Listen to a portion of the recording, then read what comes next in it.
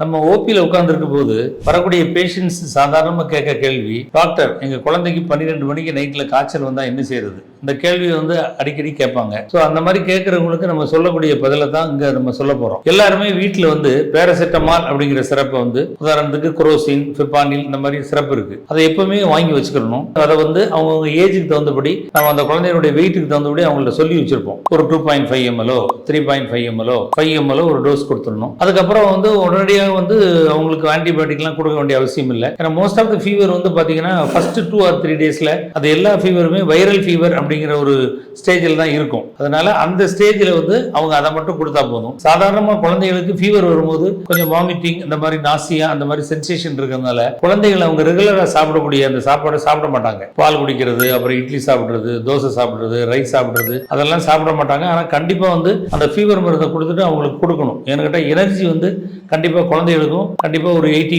Calorie per KG தேவைப்படுது. So அதோட சேர்த்து பார்த்தீங்கன்னா ஃபீவர் நேரங்களில் டீஹைட்ரேஷன் ஆகிறதுக்கு வாய்ப்பு இருக்கு. டீஹைட்ரேஷன் சொன்னால் நீர் சத்து குறைவாக இருக்கிறது. ஸோ அந்த நேரங்களில் நம்ம என்ன பண்ணுறோம்னா குழந்தைக்கு கொஞ்சம் அடிஷனலாக ஒரு ஜூஸஸோ அப்படி இல்லைன்னா கஞ்சியோ இதை கொடுக்க சொல்லி நம்ம அவங்களுக்கு அட்வைஸ் பண்ணுறோம். ஸோ இந்த ஃபீவர் மேனேஜ்மெண்ட்டில் நம்ம சொல்லக்கூடிய விஷயங்கள் கண்டிப்பாக ரெகுலர் மெடிசின்ஸ் அதெல்லாம் பார்த்துட்டு அவங்களுக்கு குறையாத தன்மைகள் வரும்போது அவங்க ரெகுலராக காட்டக்கூடிய பார்க்கக்கூடிய டாக்டர்கிட்ட பார்த்தீங்கன்னா அவங்க அடுத்து இப்போ ஃபர்தராக பண்ணுவாங்க. இது சில குழந்தைகளுக்கு ஃபீவர் ஃபிட்ஸ் வரக்கூடிய வாய்ப்புகள் இருக்கு. அதனால ஃபீவர் ஆரம்ப ஸ்டேஜிலே தெர்மாமீட்டர்ல பார்க்குறோம் 101 102 உடனே அதுக்கு பேராசிட்டமால்ங்கிற மருந்தை கண்டிப்பாக கொடுத்துடணும்.